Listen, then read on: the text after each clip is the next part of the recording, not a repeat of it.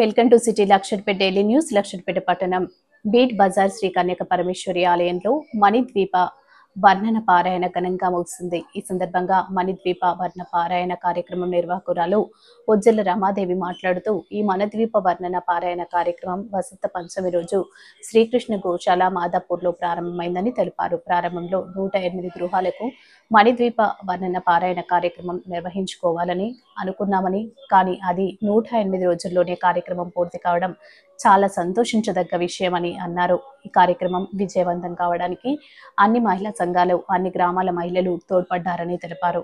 ఈ మణిద్వీప వర్ణన పారాయణ కార్యక్రమం చేయడం వల్ల చెడు భావాలు తొలగిపోయి మంచి భావాలు వస్తాయని ఆమె తెలిపారు. ఈ కార్యక్రమంలో మహిళలు తదితరులు పాల్గొన్నారు. భువనేశ్వరి సంకల్పమే జనించే మణిద్వీపం, దేవదేవుల నివాసం అదే కైవల్యం. పద్మరాగములు సువర్ణమనులు పదియామడల పొడవున గలవు మధుర మధురమగు చందన సుధలు. మణిద్వీపానికి మహానిధులు 64 సగే 16 శక్తులు పరివారముతో పంచబ్రహ్మలు. మణిద్వీపానికి మహానిధులు అష్టసిద్ధులు నవనవనిధులు అష్టదిక్కులు దిక్పాలకులు సృష్టికర్తలు సురలోకాలు. మణిద్వీపానికి మహానిధులు కోటి సూర్యుల ప్రచండ కాంతి వెలుగులు. మణిద్వీపానికి మహానిధులు మణిద్వీపానికి మరాలు ప్రపంచమే ప్రజాతి. ఏదన్నా పని లేట్ చేసినా కూడా వెనకాల ఉండి టైం అవుతుంది నువ్వు వెళ్ళు తర్వాత చేసుకోలేకపోతే నేను చేస్తా ఆ పని అని చెప్పేసి తను నాతో పాటు నన్ను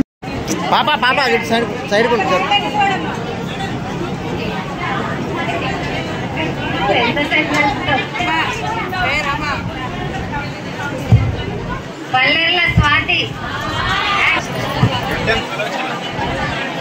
గంటం సులోచన గారు. నివాస స్థలం లలితామాత నివాస స్థలము మణిద్వీపం. అది ఎక్కడుంది అంటే క్షీరసాగర మధ్యంలో మణి ద్వీపం అంటేనే మనకి చుట్టూ వాటర్ ఉండి మధ్యలో స్థలం ఉంటే అది ద్వీపం. అట్లనే ఈ పాల సముద్రంలో ఉంది అమ్మవారి మణిద్వీపం. దాని గురించి మనము చిన్నగా మణిద్వీప పారాయణం వల్ల మనలో ఉండే నెగటివిటీ అంటే మనలో ఉండే చెడు భావాలు, ద్వేష భావాలు అన్నీ కూడా పోయి మనకు పాజిటివ్ ఎనర్జీ వస్తుంది. తర్వాత మన ఇంట్లో ఉండే శక్తులు కూడా అంటే నెగటివ్ శక్తులు అన్నీ కూడా పోయి పాజిటివ్ శక్తి వస్తుంది. కాబట్టి మనం ప్రతిరోజు కూడా మణిద్వీప పారాయణం చేయడం చాలా మంచిది. అనుకోకుండా మనం ఈ కార్యక్రమాన్ని లక్షట్పేటలో మనం నిర్వహించడం జరిగింది. మనకు శ్రీకారం చుట్టింది శ్రీకృష్ణ గోశాల మాదాపూర్. అక్కడ మనము ఈ కార్యక్రమానికి శ్రీకారం చుట్టాం వసంత పంచమి రోజు నాడు. దిగ్విజయంగా 108 గృహాలు అనుకున్న నేను 108 రోజులలోనే కంప్లీట్ చేయగలిగిన. అది నా వల్ల అవుతుందా అని అనుకున్నా, కానీ అమ్మవారు నా వెనుక ఉండి నన్ను ముందుకు నడిపించిండు. అమ్మవారే కాకుండా ఈ లక్షట్పేట మహిళా మనులు అందరూ కూడా నాతో పాటుగా వాళ్ళు కూడా ఎండైనా కష్టమైనా ఏదైనా కూడా 9 గంటలు అంటే 9 గంటలకి కరెక్ట్గా అక్కడ ఉండడము, మళ్ళీ నాతో పాటు వాళ్ళు చదవడము. ఏసీలలో ఉన్నోళ్ళు కూడా చెమటలు కోర్చి పారాయణం చేసిండ్రు ఏసీ లేకపోయినా కూడా. అది అంతా అమ్మవారి దయనే. ఇక్కడ ఇంకొక చిన్న కార్యక్రమం ఉంది. ఏంటిదంటే నేను ఒక సంకల్పం చేసుకున్నాను. ఏంటిది, ఈ 108 మంది అంటే 126 మంది ఇళ్లలో జరిగింది ఈ పారాయణం.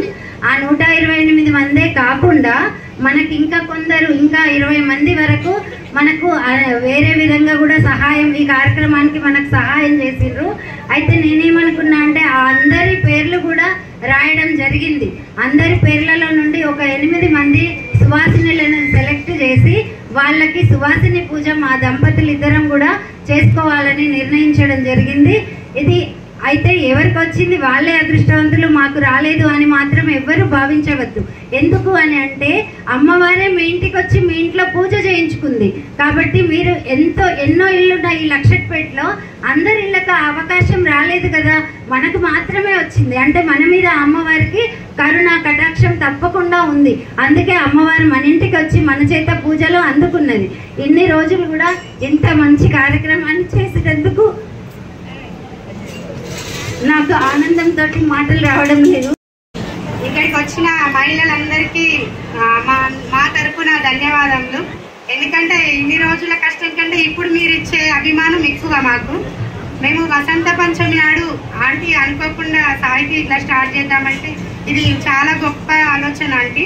స్టార్ట్ చేద్దాం, దానికి ఎవరిని మనం అంటే అడ్వైస్ అడగడం వద్దు, స్టార్ట్ చేసిన తర్వాత ఎవరైనా అడ్వైసెస్ మనం తీసుకుందాం ఇంకా అని చెప్పాను. ఆ రోజు వసంత పంచమి నాడు మాదాపూర్ గోశాలలో ప్రారంభించిన మణిదీపవర్ణన పూజ ఈరోజు 126వ పూజగా ముగించడం జరుగుతుంది. యాక్చువల్గా మేము అనుకున్నది 108 ఇండ్లు మాత్రమే. ఎందుకంటే 108 అనేది దేనికైనా పూజలకు నెంబర్ కరెక్ట్ కదా అని అట్లా అనుకున్నాము.